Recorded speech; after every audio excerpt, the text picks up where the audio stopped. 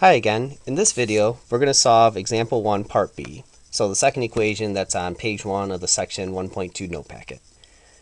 This is another example of a linear equation, but it definitely looks a lot different than the first example we solved.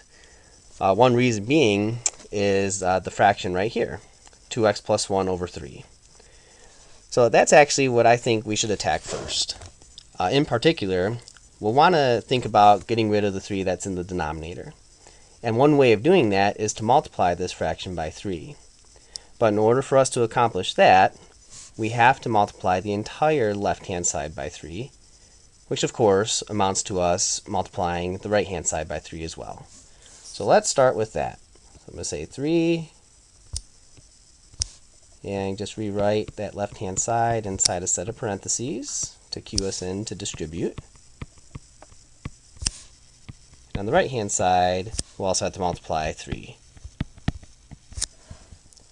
So what happens next is this. You want to take the 3 and distribute it to both the fraction and also the positive 16. Here's how I'll write that. I'll put 3 and in parentheses 2x plus 1 all over 3. And of course, 3 times 16 is positive 48. Now, what do we get on the right-hand side? Yep, 9x. So the reason why I wrote it out as 3 parentheses, the fraction 2x plus 1 over 3, is so that we can do a little bit of cross-canceling. And it's that cross-canceling that bails us out of a fraction situation for now. Can you see what cross-cancels between 3 times the fraction 2x plus 1 over 3? You got it, the 3 cancels. So here's what's remaining. Once we cancel that out, 2x plus 1, so just the numerator. We still have this plus 48. And on the right-hand side is still 9x. What we'll want to do next on the left-hand side is combine like terms. And those like terms would be positive 1 and positive 48, giving us positive 49. Now it's time to start isolating x some more. So with that said, what I would suggest doing is either subtracting 2x from both sides or 9x from both sides. In either case, you want to start moving your terms with x on one side of the equal sign and everything else on the other. So just like in the last video, I think it's going to be to our advantage to maybe subtract the 2x from both sides.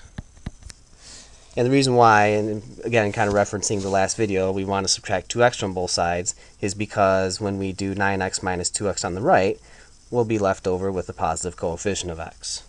So here's what I mean. On the left, of course, the 2x and negative 2x cancel each other out, and we're left with positive 49. And on the right-hand side, we have 9x minus 2x. So combining those like terms, essentially the coefficients here, we get 7x. Alright, we're one step away from solving for x. Again, note that the number directly in front of x is really just being multiplied to it, so it's 7 times x. And to undo multiplication by 7, we'll divide both sides by 7. Alright, we get a nice answer here for x. 49 divided by 7 is 7. And x is all isolated.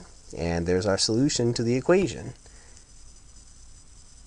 We'll check this solution in another video.